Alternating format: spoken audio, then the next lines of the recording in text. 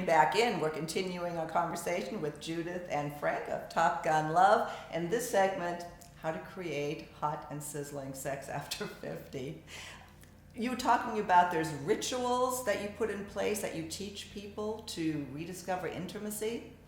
It's intimacy, but not sexual intimacy for the rituals. For the rituals, it's how to every day maintain a level of connection to your partner. So by the time you get to sex, you're connected. And the reason why sex is sizzling isn't just because you have a particular technique, although techniques are excellent, but that isn't really the main thing. The main thing is that you want to be close to your partner. You're loving your partner. That's a really good point, Judith, because one of the issues with not having sex, especially in long-term marriages, the women don't want it, or there's no intimacy. Exactly. No emotional. So these rituals reestablish the intimacy that you're. It's all about the connection. It's that connection with your partner that makes it sizzling. It makes it. It is. Oh my God, transcendent. I mean, and people say, I hear people say that. Well, after the first year, it's kind of, the thrill is gone. Right. Bull. No, it's better not. now. We've been together 12 years now, and it's just as hot, if not hotter than ever. I think it's hotter. Because we work at deepening that connection all day, every day. Yeah. Every day. And so I love hearing that. You guys are so inspirational. Keep going. So we use these rituals. So you want to tell them about the... Well, a ritual that I really love that is sort of a little bit tantra-based, and I think it's ours. I think we created it, which is morning worship. Oh, yeah. So every morning, I usually... Before I leave for work, usually. Yeah, I usually sit on his lap, and I tell him everything I love about him that day. Aww. And then he tells me everything he loves about me that day. But one thing that he always says is what? I love your titties. No matter what else it is. I love your mind. I love the way you're working really on this great. project with me, and yeah. And a friend might say, well, you do that every day. Doesn't it get repetitive? I said, yeah. But it's not what you say. It's the idea that you're saying, I worship you. I cherish you. You're really important to me. And you have great tits. What I love about you, Frank, is a lot of the stuff you say, what you're saying is like, these, some men would go, I'd never do that. What a mushy guy. But you're a Top Gun fighter. You're Top Gun lover. You're like the person to deliver this to us. I love it. Thank you. Thanks. Yeah, there's two other rituals that we do every day.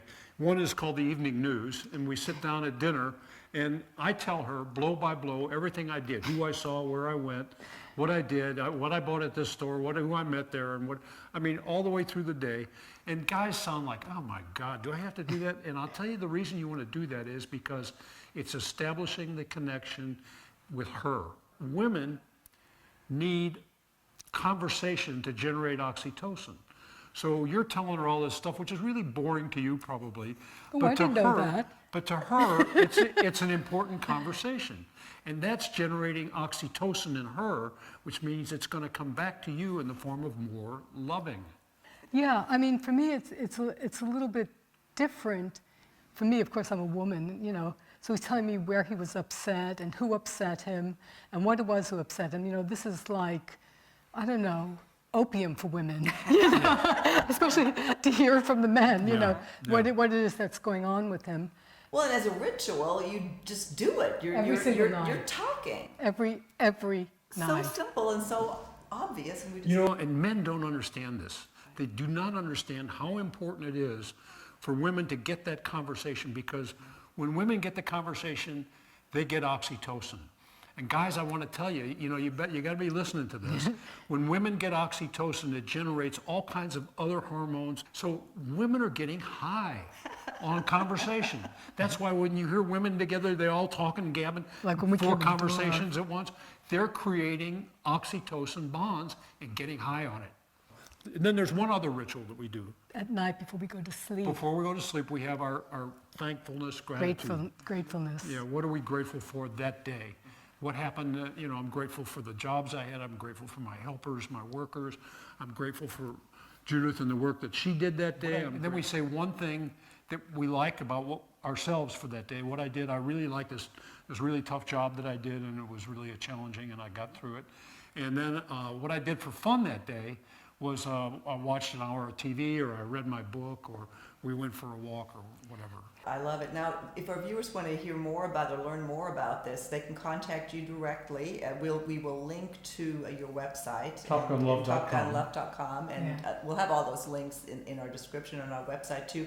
Well, let's take a quick break, and we'll come back and talk about, now that we've decided to save our marriage, let's get back to hot and sizzling sex. Yahoo! Stay with us.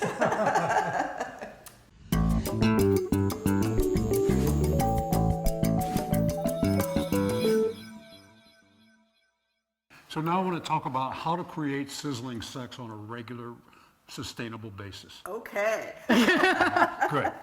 So, Masters and Johnson identified 4 stages of sex. It was arousal, plateau, orgasm, and resolution. Mm-hmm. Okay, that's the sex act itself. I'm saying that partner sex has 4 different phases. I call it pre-play, foreplay, the play, and after play. So let me tell you about that. Okay, the play is sexual intercourse as Masters and Johnson described it. Foreplay, we all know, is what you need to do to a woman to get her into an aroused state so that she's receptive. And vice versa. And then the afterplay is what you do after you've had orgasm. Well, I mean, the simultaneous orgasm thing is almost non-existent. Yeah, the thing is that ladies go first. And unless we make a deal, sometimes if I'm really tired, I'll say, you know what, I need to get off. I'll take care of you later, and we work that out. But normally, I take care of her first, and then I make sure that she's had an orgasm, and then I make sure that I get my orgasm. And then, so in the afterplay, you've created all this incredible sexual energy, all this wonderful oxytocin. And sexual energy is one of the most powerful energies in the universe. It's the source of all creation. So why not use that sexual energy to postulate things that you'd like to have in your life? I mean, what a concept. People call it sex magic, whatever you want. So, and you need to spend at least 15 minutes, maybe a little more, just cuddling, because she is totally flooded with oxytocin. And guess what? You guys get oxytocin too, but immediately they get testosterone because there's this orgasm, and the testosterone then blocks out the oxytocin. So the guy says, oh, well, what's for dinner? What's on TV? I want to get up and do something. That's why. That's why they do that. We have a whole section of that. Whole book on that. Here, right. That's why they do that. So the guy's flooded with this testosterone. He wants to go do something. So guys, take a minute, 15 of them at least, and lay there, cuddle with her, and use that time to visioning, postulating what you'd like to create in your life with all that sexual energy. Because thoughts have power, they're energy, right? So use that. So that's afterplay. Now let's go to the most important thing you need to have, oh my God, transcendental sex, and that's pre-play. So pre-play can be dinner and a movie, could be playing gin rummy, could be a walk in the park or on the beach or whatever with conversation, holding hands. Like a date. Like a date. And then when you get to the bedroom, we have a number of certain rituals that we do in the bedroom, and it starts off nude, and we look at each other, and then we do a series of stretching exercises. And what the exercise does, and this is really important, we do a series of like isometric stretches, and then we do some meditation. But what that does is get you present in your body, because women have this thing in their brain that runs their to-do list. And it just, you get to the bottom of the to-do list and it starts to loop over again. And it doesn't stop. Even when they're sleeping, that to-do list is still running, because that's the way women's brains work.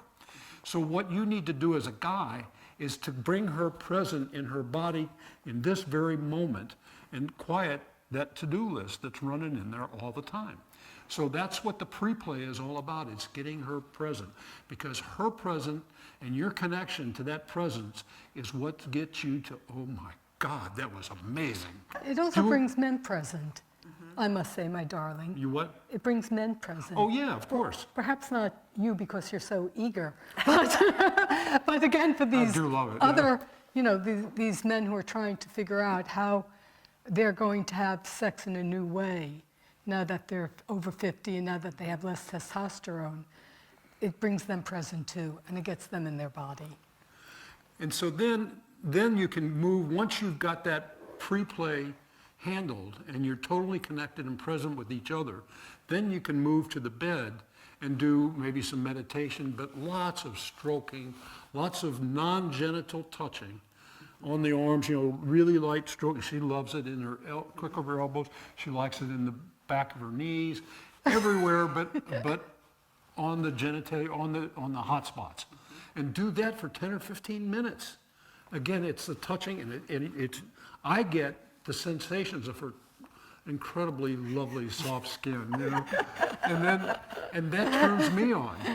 And I feel the connection with her, and then she's present in her body, and then we can get to the genitalia and do that's where the techniques come in.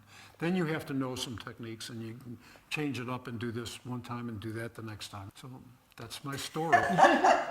You guys are the most inspirational, cutest couple.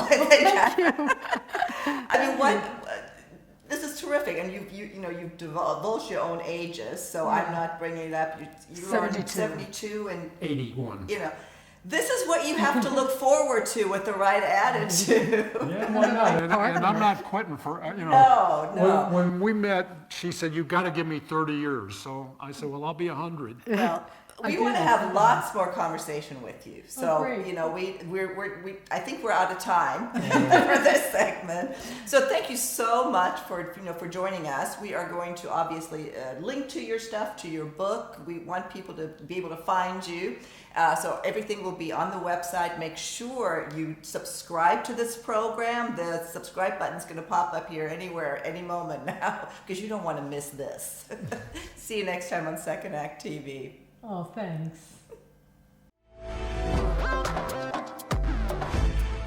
Thanks again for joining us today. Frank and Judith will be back talking about men, women, and their hormones. In the meantime, check out their book. I guarantee you're going to learn something. If you missed our first episode, I posted it right over here. And please be sure to subscribe to our channel. All you have to do is click this button. We'll see you again soon.